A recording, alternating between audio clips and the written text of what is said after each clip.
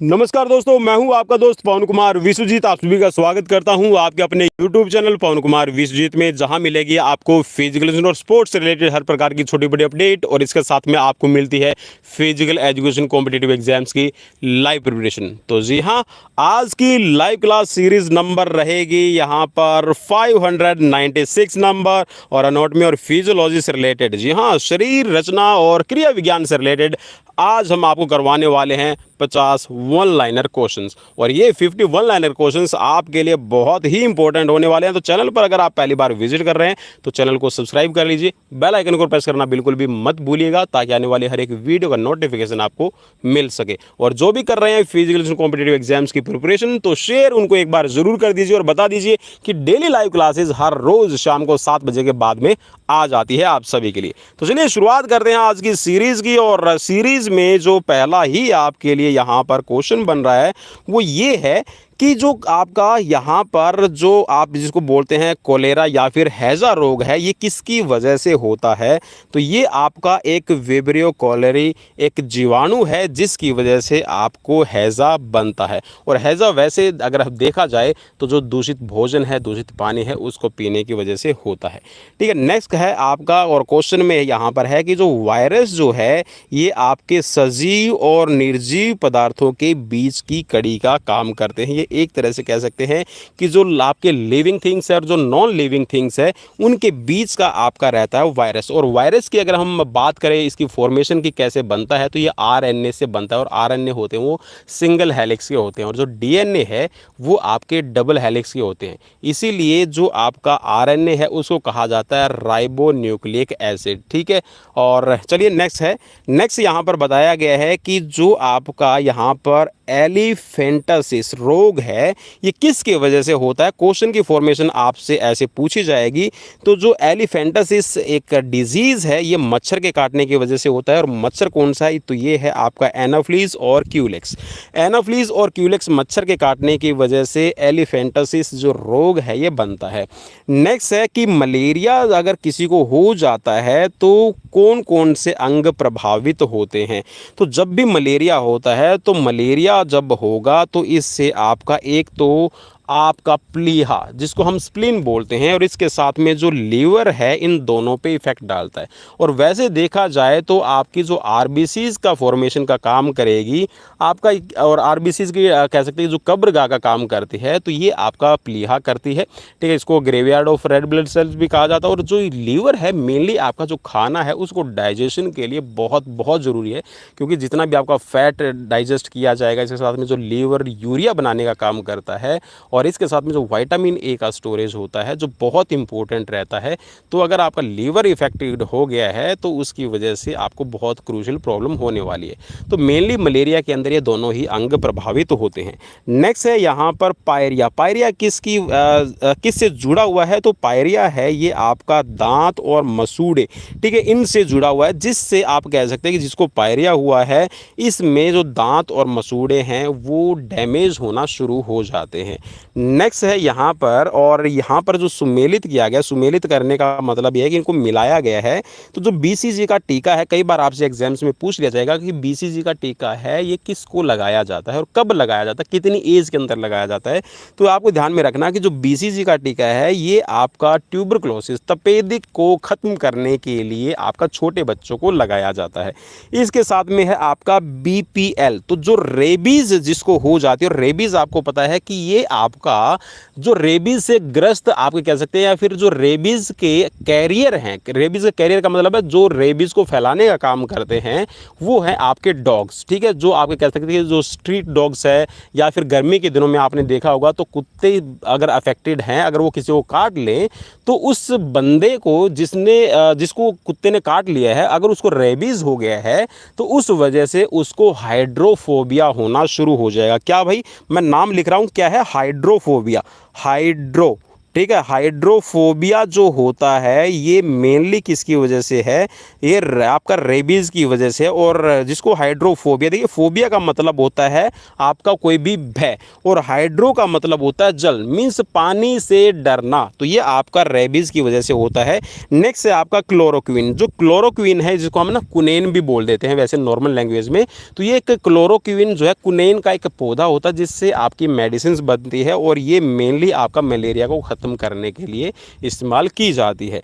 Next है आपका penicillin. Penicillin जो है गल शोध, मीन्स जहाँ पर हम बात करते हैं ना कि आपके गले से रिलेटेड जितने भी रोग हैं उनको शोध करने के लिए आपका इस्तेमाल किया जाता है।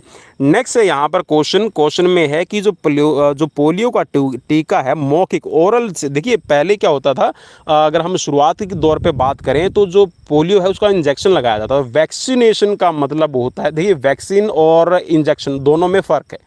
जहाँ पर हम वैक्सीन की बात करें तो वैक्सीन को ओरल भी दिया जा सकता है और आपका इंजेक्शन के थ्रू भी दिया जा सकता है, ठीक है। तो यहाँ पर जो आपकी पोलियो है, पोलियो का जो टीका है, सबसे पहले देखिए वैसे तो जॉन साल्क ने बनाया था, ठीक है, पोलियो का टीका, लेकिन इसको सबसे पहले ओरली, ठीक है, मुंह से देने का, जो आप देखा ना आजकल पोलियो की ड्रॉप्स भी लाते हैं 2 बूंद जिंदगी की, तो ये जो तैयार किया है ये साबिन ने तैयार किया था। नेक्स्ट है कि मलेरिया जो है ये परजीवी है, ठीक है, मीन्स यहाँ पर जो प्लाज्मोडियम है उसकी वजह से आपका बनता है। तो ये आपका क्या करेगा, एनाफ्लीज मच्छर के अंदर मिलते हैं, और ये भी एनाफ्लीज के अंदर कौन सा है, ये है आपका कह सकते हैं जो फीमेल एनाफ्लीज मच्छर है, ठीक है, मॉस्किटोज है, उसकी वजह से आपका फैलता है। और जीवन इतिवृत्त सर्वप्रथम इसको किसने बताया था, ये सर डोनाल्ड रॉस ने इसको परिभाषित किया था, एक्सप्लेन इसको किया था। नेक्स्ट है जो आपका चिकन पॉक्स होता है ये किसकी वजह से होता है, क्वेश्चन ऐसे बन सकता है। तो जो चिकन पॉक्स है ये आपका एडीज एजिप्टी के द्वारा आपका संचारित नहीं होता है, ये क्वेश्चन यहाँ पे बताया गया। नेक्स्ट है आपका एड्स, हेपेटाइटिस बी है, सिफिलिस है, ये एक व्यक्ति से दूसरे व्यक्ति को संक्रमित करते हैं। हेपेटाइटिस अगर किसी को है तो जैसे एचआईवी का वायरस रिएक्ट करता है तो ठीक वैसे ही आपका हेपेटाइटिस भी रिएक्ट करता है, ठीक है। और जो आपका सिफिलिस है तो ये एक व्यक्ति से दूसरे व्यक्ति में ब्लड के थ्रू आपके फैल सकते हैं, या फिर आप उसके जो उसकी कह सकते हैं जो इंजेक्शंस वगैरह है उससे आपका फैल सकता है, ठीक है, यौन संक्रमण की वजह से आपका ये फैल सकता है। नेक्स्ट है आपका कोड, जो कोड है जिसको हम लिप्रोसी बोलते हैं, तो ये आपका होता है जीवाणु की वजह से, ठीक है। नेक्स्ट है आपका ओरल रिहाइड्रेशन थेरेपी की जो सलाह है ये कोलेरा के अंदर दी जाती है, हैजा के अंदर है ओरल रिहाइड्रेशन। ओरल रिहाइड्रेशन का मतलब ये है कि उसको माउथ से, ठीक है, माउथ से, जैसे आपने देखा होगा कई बार है किसी के अंदर न्यूट्रिएंट्स की कमी हो जाती है तो उसको क्या किया जाता है, ग्लूकोज चढ़ाई जाती है। तो ठीक वैसे ही जिसको हैजा हो गया है उस सिचुएशंस में आप क्या कर सकते हैं, उसको ओरल रिहाइड्रेशन थेरेपी यूज़ कर सकते हैं जिसके अंदर उसको लिक्विड फॉर्म में खाना दिया जाता है। नेक्स्ट है आपका वर्णांधता जिसको हम ब्लाइंडनेस बोलते हैं। हीमोफीलिया के अंदर होता क्या कि आपका जो ब्लड है वो जमता नहीं है, ठीक है, यह आपकी जेनेटिक है। इसके साथ में आपका दात्र कोशिका रक्तलापता, ठीक है, मीन्स यहाँ पर आप कह सकते हैं कि जो आपकी एनीमिया जो है, ठीक है, वंशानुगत रोग है, ठीक है। तो इसमें हीमोफीलिया भी हो गया है आपका, और आपका कलर ब्लाइंडनेस कह सकते हैं कि एक आपका कॉमन डिजीज़ है। कॉमन तो हम नहीं कहेंगे लेकिन ये कह सकते हैं कि हेरिडिटी से ऐसी होने वाली डिजीज़ है जिसके अंदर आप कलर की, आपकी आंखों के अंदर जेनेटिकली, ठीक है, बाय बर्थ आपकी आंखों में जो कलर को पहचानने वाले कोन्स होते हैं वो डेवलप नहीं होते हैं, ठीक है। वैसे कोई बीमारी नहीं है भाई, वैसे देखा जाए तो सिर्फ आपकी आंखों के अंदर जो कोन्स होते हैं कलर को पहचानने वाले वो नहीं बनते हैं और आपको कलर ब्लाइंडनेस रहती है, ठीक है। वैसे आप देख सकते हैं, अच्छे से अपना काम कर सकते हैं, ठीक है। चलिए नेक्स्ट है यहाँ पर पोलियोमाइलिटिस के रिलेटेड बताया गया है। तो जो पोलियोमाइलिटिस है ये आपका एंटेरो वायरस के कारण आपका होता है। नेक्स्ट है मानव में प्लाज्मोडियम संक्रमण जो है ये मलेरिया रोग को उत्पन्न करता है, और प्लाज्मोडियम आप कह सकते हैं कि एक परजीवी पैरासाइट्स है जो आपका मच्छर के थ्रू फैलता है, ठीक है, एनाफ्लीज की तरफ से। नेक्स्ट है आपका क्वेश्चन में है कि जो टेटनस की बीमारी है ये आपका लॉकजा के नाम से भी आपकी जानी जाती है। तो कई बार क्वेश्चन ये पूछ लिया जाता है कि लॉकजा कौन सी बीमारी है, ठीक है, तो आपको ऑप्शन में मिल जाएगा। इंसुलिन की दवा मधुमेह को नियंत्रित करने के लिए आपकी दी जाती है। अगर किसी की बॉडी के अंदर जो पेनक्रियाज, देखिए मेनली आपका पेनक्रियाज क्या करती है, ग्लूकागॉन और आपका यहाँ पर इंसुलिन बनाती है। अगर ग्लूकागॉन और आपका आपका इंसुलिन ना बने तो उसकी वजह से आपको शुगर प्रॉब्लम रहती है। ठीक है, इंसुलिन का ज़्यादा बनना आपको कहलाएगा हाइपरग्लाइसीमिया। ठीक है, और अगर आपका इंसुलिन कम बन रहा है तो उसको हाइपोग्लाइसीमिया कहा जाता है। ठीक है, ये भी आप याद रखिएगा। नेक्स्ट है आपका डिप्थीरिया जो रोग है ये आपके गले को ग्रसित करता है। ठीक है, मेनली आपका जो गला है इसमें प्रभावित होगा, गले से रिलेटेड आपकी जितनी भी एक्टिविटीज़ है उस पर आपका इफेक्ट मिलता है। नेक्स्ट है नवजात शिशु को दी जाने वाली ट्रिपल वैक्सीन, कौन सी भाई? ट्रिपल वैक्सीन दी जाती है। ठीक है, कई बार पूछ लिया जाता है कि ट्रिपल वैक्सीन किसको दी जाती है, तो आप बता सकते हैं कि बच्चों को दी जाती है जिसके अंदर काली खांसी है। ठीक है, जिसको वूपिंग कफ बोलते हैं, और टेटनस से और डिप्थीरिया से बचने के लिए आपका प्रतिरक्षित के रूप में काम करती है। मीन्स ये आपका कह सकते हैं कि एक एंटीबॉडी के रूप में काम करेगी। नेक्स्ट है आपका रोनाल्ड रॉस, एक ऐसा व्यक्ति है जिसने मलेरिया जो आपका फैलता है इस का ये पता लगाया था कि ये कहाँ से ट्रांसमिट होता है, तो ये मच्छर से ट्रांसमिट होता है, इसका पता रोनाल्ड रॉस ने लगाया था। नेक्स्ट है मानव शरीर का जोड़ जो जॉइंट्स होते हैं संधि शोथ, जिसको आप गाठिया से प्रभावित आप कह सकते हैं कि जिसको गाउट्स जिसको कहा जाता है। ठीक है, मीन्स गांठे होना। वैसे जो जॉइंट्स होते हैं जॉइंट्स के बीच में गांठे, यूरिक एसिड है वो जमना शुरू हो जाता है, यूरिया जमना शुरू हो जाता है, जिसकी वजह से उसमें पेन होता है। तो जो ये आपका संधि शोथ या फिर गाठिया कह सकते हैं, तो ये मेनली आपके जो जॉइंट्स है उनको प्रभावित करता है, तो इसीलिए इसको गाठिया रोग भी कहा जाता है। ठीक है, क्वेश्चन ऐसे बन के आ जाएगा।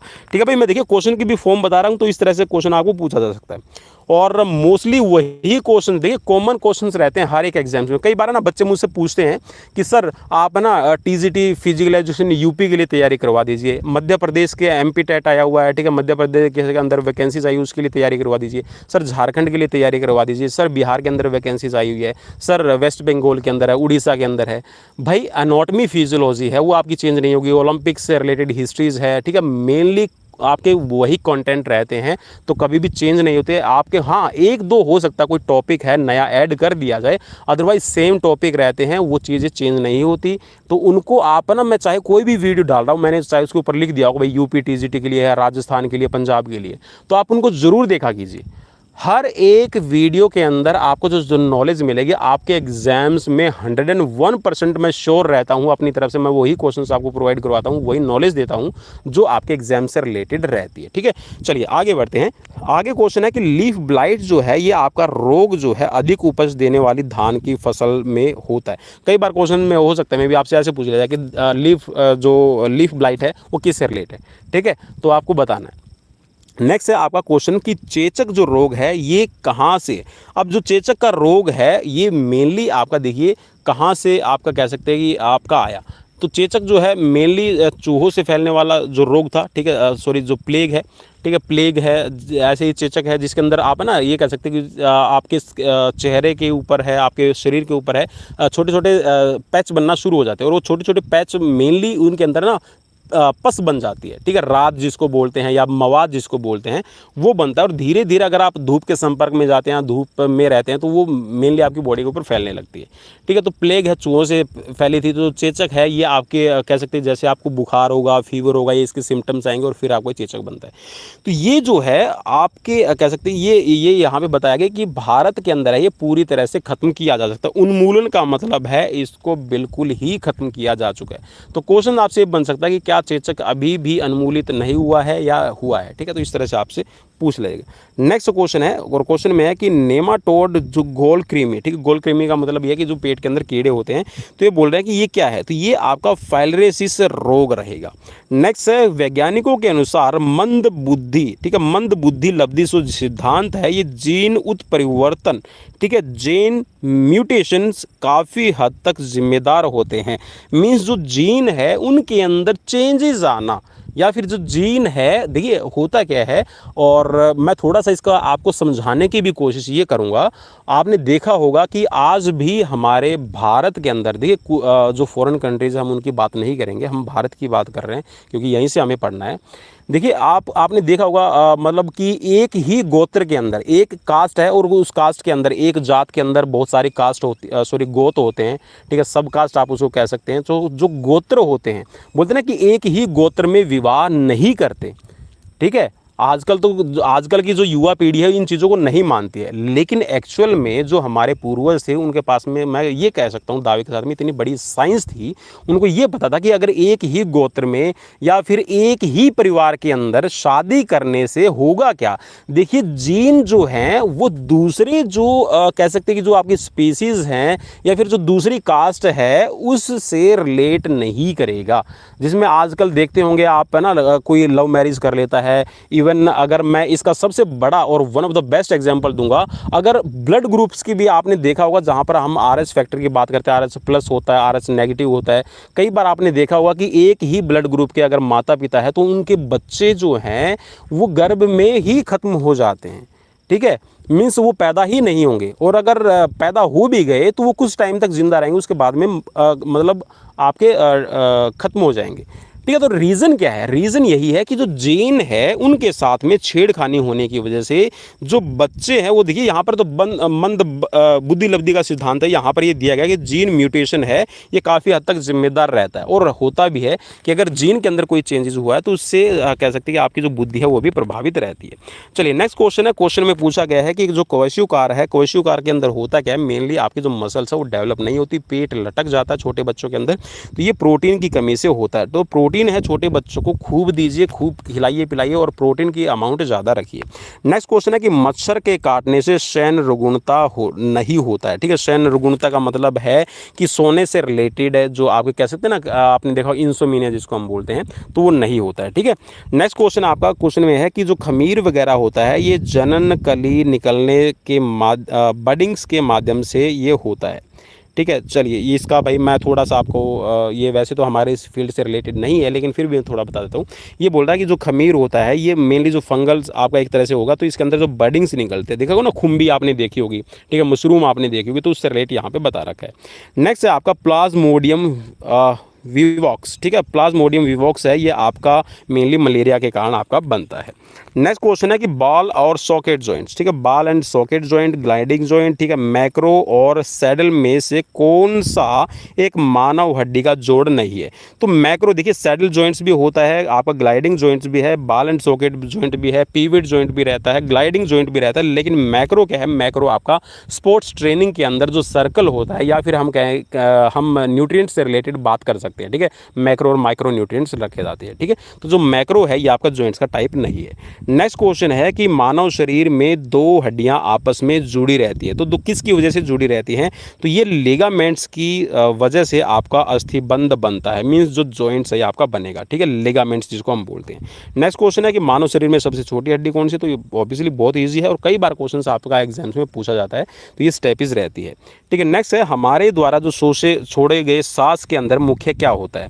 तो जो हमारे द्वारा सांस जो छोड़ी गई है उसके अंदर कार्बन डाइऑक्साइड होता है, और कार्बन डाइऑक्साइड की मैं यहाँ पर मात्रा की बात करूँ तो लगभग आपकी 4% तक हो जाती है।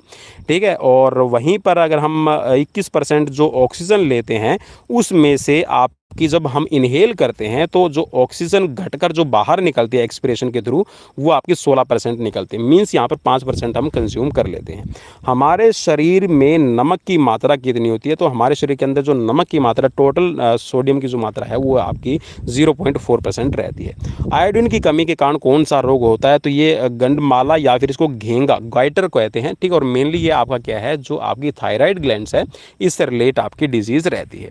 नेक्स्ट क्वेश्चन है, और मेनली देखिए जो थायरोक्सिन हार्मोन है वो आपका थायराइड ग्लैंड्स बनाती है, और जो थायराइड ग्लैंड्स थायरोक्सिन हार्मोन बनाती है उसमें ऑटोमेटिकली आपकी आयोडीन रहती है। लेकिन अगर आयोडीन नहीं हो थायरोक्सिन हार्मोन में, जब नहीं बनता है, तो हमें आयोडीन की भी ज़रूरत पड़ती है ताकि हमारी जो फंक्शनिंग है वो स्मूथ होती रहे। नेक्स्ट क्वेश्चन आपका क्वेश्चन में है कि ग्रेव रोग या फिर थायराइड्स में वृद्धि के कारण किसके अतिस्राव के कारण होता है? तो ये थायराइड हार्मोन की वजह से होता है। नेक्स्ट है आपका कि खून के शुद्धिकरण से संबंधित क्या है? तो खून का जो शुद्धिकरण है, प्योरिफिकेशन है, डायलिसिस जिसको हम बोलते हैं, तो ये आपका गुर्दे से रिलेट हो जाएगा। जैसे हृदय रक्त से संबंधित है वैसे ही फेफड़ा किससे है? तो जैसे आपका हृदय है इसके अंदर रक्त की मात्रा जाती है, तो फेफड़ा क्या है? फेफड़ा आपका ऑक्सीजन से जीवित रहता है, या फिर कह सकते हैं मेनली है आपका जो फेफड़ा है, लंग्स जो है ऑक्सीजन से आपका काम करते हैं। नेक्स्ट है आपका राइनोस्कोप। राइनोस्कोप क्या है? तो राइनोस्कोप किसके जाँच का एक उपकरण है? तो राइनोस्कोप जो है है ये नाक को चेक करने के लिए, नाक की जो मसल्स होती है, नाक की हड्डी जो होती है उनको चेक करने के लिए, या फिर नाक के अंदर, नोज़ के अंदर कुछ भी प्रॉब्लम्स होती है तो उसको चेक करने के लिए आपका राइनोस्कोप से इस्तेमाल किया जाता है। मानवीय यकृत क्या है? ठीक है, मानवीय यकृत भाई एक ग्लैंड से, देखिए आपकी ग्लैंड्स की अगर हम बात करें तो सबसे लार्जेस्ट ग्लैंड्स है वो आपकी रहेगी लीवर, और उसके बाद में सेकंड लार्जेस्ट ग्लैंड है वो पैनक्रियाज रहती है। ठीक है, और पैनक्रियाज को अगर हम एंडोक्राइन एक्सोक्राइन ग्लैंड्स की अगर हम बात करते हैं तो सबसे लार्जेस्ट ग्लैंड आपकी पैनक्रियाज रहती है। ठीक है, नेक्स्ट क्वेश्चन है कि चिकित्सा विज्ञान की वह प्रशाखा मीन्स वो कौन सी ब्रांच है जो यकृत के उपचार और उससे की स्टडी से रिलेटेड आपकी रहती है, तो इसको हेप्टोलॉजी कहा जाता है। ठीक है, नेक्स्ट क्वेश्चन है होमोसैपियंस के रूप में वर्गीकृत किए जाने वाले प्रारंभिक होमिनॉइड्स कौन थे? तो होमिनॉइड्स होमोसैपियंस के रूप में करने वाली ये है आपके क्रो मैग्नन। ठीक है, नेक्स्ट क्वेश्चन है कि मानव की जो एक जीभ होती है उस पे टेस्ट बड्स होते हैं भाई, जिसको स्वाद कलिकाएं बोले जाता है, और मेनली हमारा जो टेस्ट बड्स है, वैसे तो इस पे 5 टाइप के हम जो टेस्ट बड्स सब बोलते हैं, लेकिन जनरली बेसिक तौर पे 4 आपके इसमें रहते हैं जो आपके खट्टा, मीठा, तीखा और कड़वे का आपको सेंसेशन देने का काम करती है। और जनरली अगर हम ऑन एन एवरेज की बात करें तो देखिए यहाँ पर तो 2000 से 8000 लिखा हुआ, लगभग आपकी ये अमाउंट मैं बात करूँ तो ये 10,000 के करीब है आपकी टोटल होती है। नेक्स्ट क्वेश्चन है, क्वेश्चन में पूछा गया है कि गुर्दे की पथरी का निर्माण करने वाला सर्वाधिक सामान्य यौगिक कौन सा है, मींस कॉम्बिनेशन कौन सा है जिसमें आपका किडनी स्टोन बनता है, तो ये कैल्शियम ऑक्सलेट रहता है। नेक्स्ट क्वेश्चन है शरीर के किस भाग में पित्त रस बाइल जूस का उत्पादन होता है? लीवर के अंदर आपका बाइल जूस बनता है, पित्त बनती है, और गाल ब्लैडर के अंदर आके आपकी स्टोर होती है। ठीक है, नेक्स्ट क्वेश्चन है एथलीट फुट। ठीक है, athlete foot, Jaipur foot, crow foot और टेंडर फुट। भाई जयपुर फुट तो मैंने पहली बार सुना है। ठीक है चलिए, तो यहाँ पर है कि athlete foot, Jaipur foot, crow foot और टेंडर फुट में से कौन सा कृत्रिम पैर है? ठीक है, तो ये आपका कौन सा कृत्रिम पैर है? कृत्रिम का मतलब है आर्टिफिशियल। चलिए इससे रिलेटेड मैं आपको बताऊंगा। देखिए क्रो फुट है, टेंडर फुट है और एथलीट फुट है, ये आपके कह सकते हैं कि ये आपके डिफॉर्मिटीज़ और आपके डिजीज़ से रिलेट करता है। लेकिन जो जयपुर फुट है इसका मैं आपको बताना चाहूँगा, जयपुर फुट ये एक तरह से आप कह सकते हैं कि जो अपाहिज होते हैं, जिनके पाँव नहीं होते, तो उनके लिए स्पेशल आर्टिफिशियल जयपुर फिट है वो तैयार किए जाते हैं, जो जयपुर के अंदर ही बनाए जाते हैं और काफ़ी फेमस है, जिससे कह सकते हैं कि लोगों को चलने फिरने में जिनके पाँव नहीं है तो उनको आर्टिफिशियल ये जो लेग्स है वो लगाई जाती है और वो अपना अच्छे से काम करते हैं। नेक्स्ट क्वेश्चन है, क्वेश्चन में पूछा गया कि मानव मस्तिष्क का वजन कितना होता है? तो मानव मस्तिष्क का जो वजन, वैसे अगर हम टोटल बात करें तो ये आपका लगभग 1350 ग्राम से लेकर, और इसकी जो एवरेज मानी जाती है वो 1450 ग्राम मानी जाती है। ठीक है, तो ये हमारे जो शरीर का कुल भाग है उसका 2% रहता है। ठीक है, वजन की अगर हम बात करें शरीर के कुल वजन का 2% रहता है। नेक्स्ट क्वेश्चन है, क्वेश्चन में पूछा गया है कि नेत्र गोलक, ठीक है, नेत्र गोलक को नियंत्रित करने के लिए कितनी मांसपेशियों का इस्तेमाल होता है? देखोगे ना आपकी जो आई बॉल्स है, इस आई बॉल्स को नियंत्रित करने के लिए, इसको बैलेंस रखने के लिए आपकी जो 6 मसल्स है आपकी काम करती है। नेक्स्ट क्वेश्चन है, क्वेश्चन में पूछा गया है कि शरीर विज्ञान एवं चिकित्सा की वह कौन सी शाखा है जो पुरुषों के विशिष्ट रोगों और स्थितियों से संबंधित है? या फिर ये कह सकते हैं, जैसे देखा हुआ ना वीमेंस के लिए जो डॉक्टर्स हैं वो अलग से तैयार होते हैं, मीन्स उनको अलग से पढ़ना पड़ता है, तो ठीक वैसे ही जो मेल होते हैं, जो मेल हैं, उनके अंदर जो अलग से स्पेसिफिक डिजीज़ होती हैं, ठीक है, उनका पता लगाने के लिए, उनकी सिचुएशन को पता लगाने के लिए जो शाखा है ये आपकी कौन सी, ये होती है आपकी एंड्रोलॉजी। ठीक है, क्या होगा भाई? एंड्रोलॉजी इसको कहा जाएगा। नेक्स्ट क्वेश्चन है कि मानव मस्तिष्क का वह हिस्सा जो बुद्धि, स्मृति और भावनाओं का केंद्र होता है, मीन्स जो बुद्धि का काम करेगी, आपकी मेमोरी कैसी है, आपकी फीलिंग से रिलेटेड जो काम करता है, तो मानव मस्तिष्क में देखिए जो ब्रेन हमारा, इसको 3 भागों में हम बांटते हैं, सेरेब्रम और आपका इसमें मेडुला ओब्लंगेटा। ठीक है, तो यहाँ पर जो सेरेब्रम है ये आपका जो आपकी बुद्धि है, मीन्स आपका शार्पनेस, ब्रेन है, ठीक है, और मेमोरीज और आपकी फीलिंग से जुड़ा हुआ है। नेक्स्ट है मानव हाइपोथैलेमस ग्रंथि उपस्थित होती है, तो ये मस्तिष्क के अंदर है और मेडुला ओब्लंगेटा में। नेक्स्ट क्वेश्चन है, क्वेश्चन में पूछा गया है कि एक मानव शरीर में अनैच्छिक मांसपेशियां कहाँ होती है? अनैच्छिक, अनैच्छिक मीन्स जो आपकी इच्छा से काम नहीं करे। तो देखिए भाई, ये वैसे तो अगर हम मैं बात करूँ, आपका जो कह सकते हैं डाइजेस्टिव सिस्टम है वो भी आपका कह सकते हैं आपकी इच्छा से काम नहीं करेगा, लंग्स है वो भी आपकी इच्छा से काम नहीं करेंगे, ठीक है, किडनी है वो भी आपकी इच्छा से काम नहीं करती है। तो ये सारी की सारी अनैच्छिक मांसपेशी है। और इसके साथ में जो सबसे बड़ी अगर हम बात करते हैं तो वो है आपका कार्डिक मसल्स, ठीक है। तो कार्डिक मसल्स की अगर आप स्ट्रक्चर की बात करेंगे तो ये आपका वॉलेंट्री मसल्स के जैसा दिखाई देता है, लेकिन ये होती एक्चुअल में आपकी अनैच्छिक है। मीन्स कार्डिक मसल्स इसको कहा जाता है। 3 तरह की आपकी मसल्स है, याद रखिएगा, वॉलेंट्री, इनवॉलेंट्री और आपकी कार्डिक मसल्स, ठीक है। वॉलेंट्री को हम बोलते हैं स्केलेटन मसल्स या फिर उनको ऐच्छिक मांसपेशियां बोल देते हैं, स्ट्रिप्ड मसल्स भी कहा जाता है, ठीक है। चलिए नेक्स्ट क्वेश्चन की तरफ बढ़ेंगे। क्वेश्चन है, मनुष्य के नवजात शिशु को कोलेस्ट्रम प्रदान किया जाता है, कब किसके लिए प्रदान किया जाता है? तो ये रोग प्रतिरोधक शक्ति को बढ़ाने के लिए जो कोलेस्ट्रम है ये आपका दिया जाता है। नेक्स्ट क्वेश्चन है कि मानव शरीर में कंठ को कहा जाता है, तो जो कंठ होता है, गला जिसको हम बोलते हैं, ठीक है, इसको एडम्स एप्पल है, वॉइस बॉक्स भी है, ठीक है, या फिर वोकल कार्ड भी इसको बोला जाता है। नेक्स्ट क्वेश्चन है, ऑन्कोलॉजी किसकी बीमारी से रिलेटेड उपचार से जुड़ा हुआ है? तो कैंसर की ट्रीटमेंट से रिलेटेड है ऑन्कोलॉजी आपका जुड़ा हुआ है। नेक्स्ट क्वेश्चन है कि कैंसर से पीड़ित व्यक्ति को दिखाना चाहिए, किसको दिखाना चाहिए भाई? तो ये आपका अर्बुद विशेषज्ञों को दिखाना चाहिए। नेक्स्ट क्वेश्चन है, क्वेश्चन में पूछा गया है कि मानव शरीर में अमोनिया जो जहरीला है, ठीक है, अमोनिया है बिल्कुल जहरीला है, को यूरिया में बदल देता है। तो कौन बदलता है, कौन बदलने का काम करता है? तो ये लीवर करता है भाई अमोनिया को, ठीक है, यूरिया में बदलने का काम, याद रखिएगा। नेक्स्ट क्वेश्चन है, क्वेश्चन में पूछा गया है कि भोजन से प्राप्त ऊर्जा कैसे मापी जाती है? तो देखिए, जो भी हम खाना खाते हैं उसमें हम जब ऊर्जा या फिर कह सकते हैं कि उसको मेज़र करेंगे कि हम भाई हमने कितना खाना खाया है, ठीक है, कितनी एनर्जी ली है, तो उसको कैलोरीज से मापा जाता है। और कैलोरीज अगर मैं जनरली तौर पर बात करूँ तो हमारी नॉर्मल, ठीक है, ह्यूमन बींग्स को 2500 कैलोरीज की ज़रूरत पड़ती है, 2500 से 2700 कैलोरीज, ठीक है, पर डे आपको ज़रूरत पड़ती है। और ज़िंदा रहने के लिए, जहाँ ज़िंदा रहने के लिए ज़रूरी है सनम, तो कितनी ज़रूरी है भाई उस सनम को आप बता दो। 1800 कैलोरीज तो सिर्फ आपको ज़िंदा रहने के लिए चाहिए। अगर आप नॉर्मल डेली रूटीन्स के आपके काम करना चाहते तो आपको 2500 से 2700 कैलोरीज ज़रूरी रहेगी, ठीक है। तो मुलाकात ज़रूरी नहीं है सनम, ठीक है। तो यहाँ पे क्या ज़रूरी है भाई, उस सनम को यह बता दो कि 1800 कैलोरीज ज़रूरी है। चलिए नेक्स्ट है यहाँ पर, सिरोसिस रोग शरीर के किस अंग को प्रभावित करता है? तो जो सिरोसिस है ना, तो ये आपका जिगर या फिर लीवर से रिलेटेड रहेगा। कई बार आपने नाम भी सुना होगा ना, लीवर सिरोसिस है, जॉन्डिस है, हेपेटाइटिस है, तो ये सारी की सारी आपकी लीवर से रिलेटेड डिजीज़ रहती है। वह रोग जिसके उपचार में डायलिसिस किया जाता है। तो डायलिसिस क्या है? जब गुर्दा आपका काम नहीं करता, किडनी आपकी ख़राब हो जाती है, तो उस सिचुएशन में आपकी डायलिसिस, आर्टिफिशियल डायलिसिस है, की जाती है, ठीक है। और 1 घंटे में हमारा जो बॉडी है डायलिसिस करता है 2 बार करता है, ठीक है। और अगर एक गुर्दा खराब हो जाए तो भाई डोंट वरी, आप एक गुर्दे पे आपका जीवित रह सकते हैं। और एक गुर्दे का वजन है जनरली आपका 150 ग्राम रहता है। और जब एक गुर्दा खराब हो जाता है तो जो दूसरा गुर्दा है उसकी फंक्शनिंग ज़्यादा हो जाएगी और उसका जो वेट है वो भी आपका इंक्रीज हो जाता है। नेक्स्ट क्वेश्चन है कि 2013 में स्टेम सेल की मदद से पहला मानव लीवर कहाँ विकसित किया गया? स्टेम सेल का मतलब क्या होता है भाई? जो तना होता है ना, तने के जो सेल्स होते हैं, जो आपका पौधा होता है उसके जो सेल्स है, वहाँ से बोल रहा है, ठीक है। तो मानव लीवर विकसित किया गया, तो ये जापान के अंदर किया गया भाई 2013 में। नेक्स्ट क्वेश्चन है, क्वेश्चन में पूछा गया है कि दंत चिकित्सकों द्वारा एनेस्थेटिक के लिए स्थानापन्न के रूप में इस्तेमाल किया जाता है। एनेस्थेटिक देखा होगा ना आपने, मतलब दंत चिकित्सा के अंदर, मैं थोड़ा सा इसको थोड़ा हम सुन कर देते हैं किसी चीज़ को, है ना, देखा ना हम, मतलब जब भी डॉक्टर दांत का इलाज करेगा तो एनेस्थेटिक दिया जाता है। तो ये बोला कि उसका सब्स्टिट्यूट क्या है?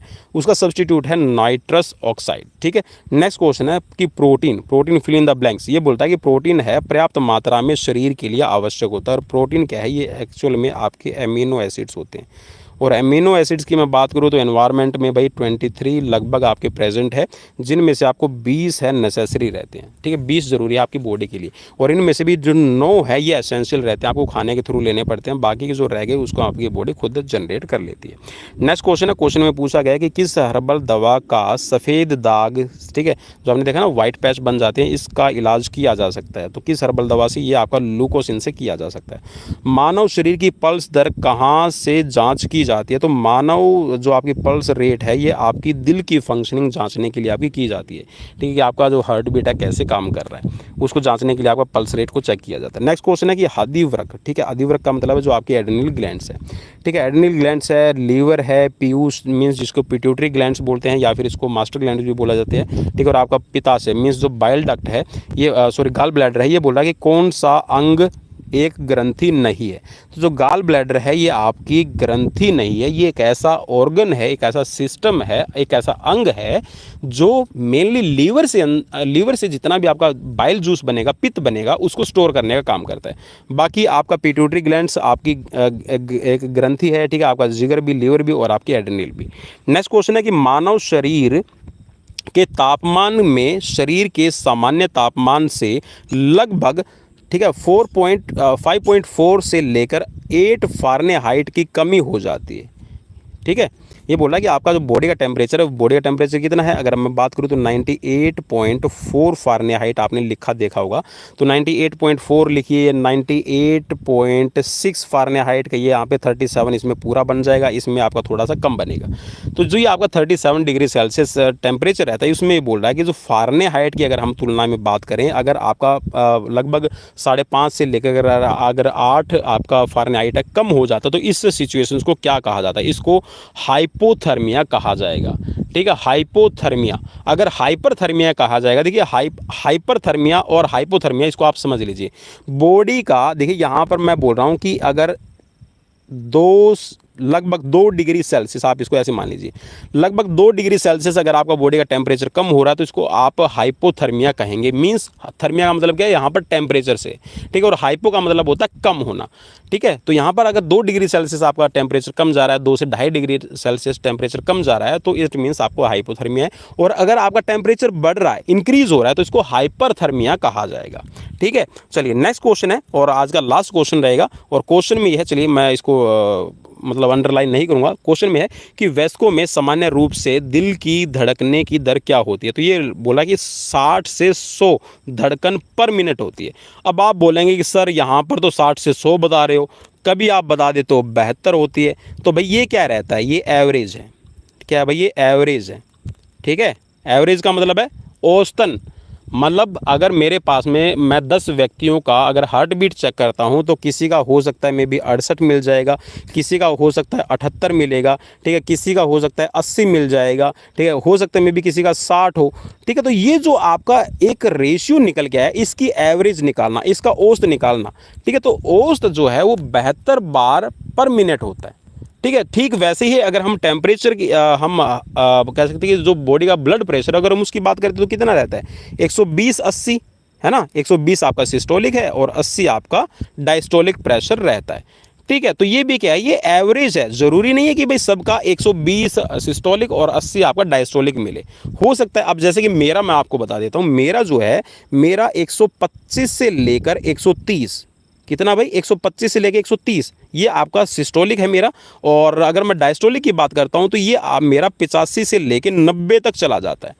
रीज़न, मेरा जो बॉडी वेट है, मेरा जो मैं जैसे कि मैं थ्रो वगैरह करता था किसी टाइम पे, अभी तो भाई एज आप कह सकते हैं कि एक फैक्टर रहता है। ठीक है, कुछ इंजरीज वगैरह रहती है। तो अब अगर मैं मेरे बॉडी के टेम्परेचर की बात करूं या फिर मैं मेरे ब्लड प्रेशर की बात करूं या फिर मेरे गेम्स के अकॉर्डिंग, मेरा जो बॉडी का स्ट्रक्चर है उसके अकॉर्डिंग 125 से 30, ठीक है, सिस्टोलिक और डायस्टोलिक है ये 85 से 90 रहता है। ठीक है, तो ये एवरेज निकालने के लिए, ठीक है, मेडिकल टर्म्स में आपका 120 से 80 रहता है। ठीक है भाई, आई थिंक कि और मैं उम्मीद करता हूँ, ठीक है, आई थिंक तो क्या है, मैं उम्मीद ये करता हूँ कि जो मैंने आपको बताया है ये आपको समझ में आ गया होगा और मैंने कोशिश की है कि आपको अच्छे से ये चीज़ें करवा दी जाए। तो कैसी लगी सीरीज़ प्लीज़ मुझे कमेंट बॉक्स में कमेंट करके भाई ज़रूर बता दीजिएगा। और अगर सीरीज़ अच्छी लगी है तो इसी तरह की सीरीज़ देखने के लिए चैनल को लाइक नहीं सब्सक्राइब करना है और लाइक करना है वीडियो को और शेयर कर दो उन सभी दोस्तों तक जो अभी तक सोए हुए हैं और फिर ये बोलेंगे कि सर अब एग्ज़ाम आ गया, अब तैयारी करवा दो। डेली तैयारी करवाता हूँ भाई, डेली मैं सीरीज़ लेके आता हूँ, तो उनको आप इंजॉय कर सकते हैं। तो मिलते हैं नेक्स्ट वीडियो में। Till then bye bye, take care.